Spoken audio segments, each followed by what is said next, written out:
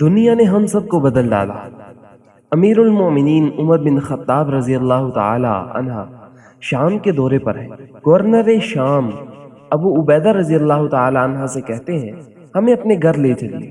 ابو عبیدہ کہتے ہیں آپ میرے گھر جا کر کیا کریں گے؟ عمر اصرار کرتے ہیں۔ ابو عبیدہ پھر کہتے ہیں میرے غریب خانے میں آپ کو آنسو بہانے کے سوا کچھ نہیں ملے گا۔ عمر گھر میں داخل ہوتے ہیں۔ ابو عبیدہ آپ کا سامان کہاں ہے؟ اس گدے، گڑے اور پیالے کے علاوہ کچھ ہے بھی؟ آپ گورنر ہیں، آپ کا کھانا کہاں ہے؟ ابو عبیدہ ایک برتن سے روٹی کے خشک ٹکڑے نکال کر لاتے ہیں۔ اب امیر المومنین کے ضد کے بندھن ٹوٹ جاتے ہیں۔ ابو عبیدہ کہتے ہیں میں نے عرض کیا تھا کہ آپ رو دیں گے۔ بندے کو دنیا سے اتنا ہی کافی ہے جو اسے قبر تک پہنچا دے۔ عمر فرماتے ہیں ابو عبیدہ آپ کے سوا اس دنیا نے ہم سب کو بدل ڈالا۔